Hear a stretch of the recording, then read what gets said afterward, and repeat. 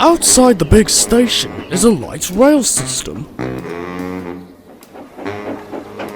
Light rail itself, sometimes called an LRT, is a railway that serves the local area. Sodor's was no exception. Toby and Flora are the only locos to operate on the line, as the other engines don't have cow catchers and side plates to protect the people around them. The bigger engines can't operate on this, as they're too heavy for the infrastructure. Even though Gordon was accidentally sent down Edward's branch line once before. But if you were to hear Henry one morning, you'd think the LRT was in place for a completely different reason. Why's that there? He pondered. Oi, Toby! Why is there a station next to the terminus? It's to allow passengers further away from your current location to transfer from me to you, Toby called back. Besides, most people here don't own a car, and have relied on me to bring them here to make their connections. That's a bit daft, said Henry. They can easily drive here. You don't even think of proposing that our island turns into the car-centric calamity that is Canada and America, groaned Gordon. It's because of that rubbish infrastructure that rapid transit isn't considered. We may burn fossil fuels, but we're much more environmentally friendly than those things they call automobiles. And don't get me started on the rubbish concepts that don't involve rail, huffed James. Just look at what that half-witted Elon Musk is dragging them into. Those are just disgraceful, rapped Gordon. Disgusting, added James. Despicable, finished Henry, as he puffed away with his service.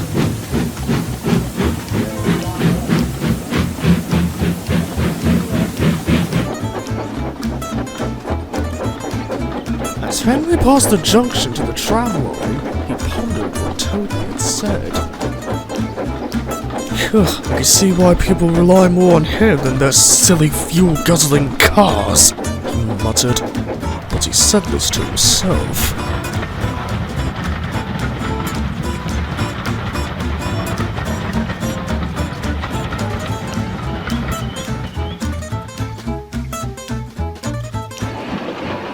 Later, Henry was backing onto a goods train he was to be taking back to Sodor. You won't see me going on that light rail system, he said to no one in particular.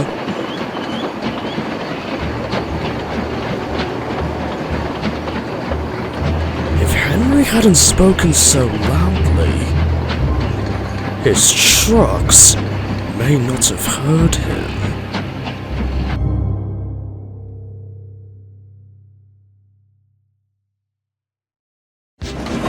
It had begun to rain as Henry made his way back to the big station with his goods. He was having a hard time seeing the line ahead as the cold rain pelted off his face. I sometimes wish you had windshield wipers, chuckled the driver. Henry wished he had a pair of glasses with wipers on them.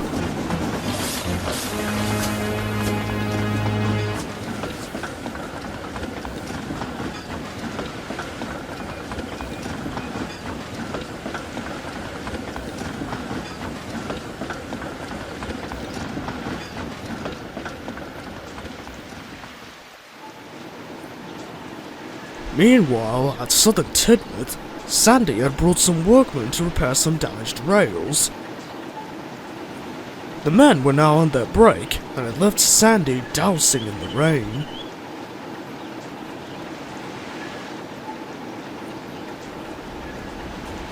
Suddenly, she heard something.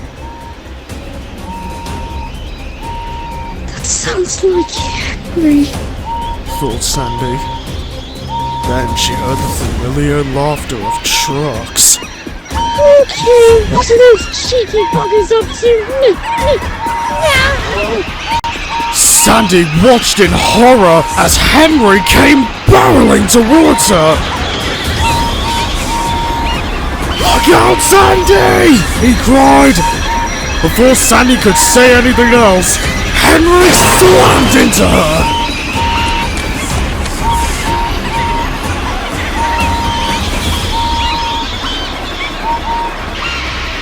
It was lucky Sandy's driver had set her brakes before leaving to join the workmen, and soon the Rushton 48D had brought the green Black 5 to a stop. Everyone was safe. Soon, the fat controller arrived at the scene. Though this wasn't entirely your fault, Henry, he began. You should have kept a better eye on the line ahead and kept your trucks in check. Be very thankful none of that fuel has spilled, and you weren't carrying any dangerous chemicals. Otherwise, we'd be in our own version of that accident in Ohio. Yes, sir. Sorry, sir, sighed Henry. As for you, Sandy, I'm very proud of you. Your quick thinking helped the town out of a nasty accident. It wasn't really intentional, sir. Smiled Sandy. But you are right that we should be thankful Henry's tankers didn't spew a leak. Murdoch was called to pull Henry's trucks off the LRT, while Sandy moved Henry himself back to the big station. The pair later go into the works to have their buffer beams mended. As they slept one night, Henry heard something. Was that you said, Henry? How you wouldn't be on an urban transit network? Henry wasn't sure, but he thought the voice was Victorion's.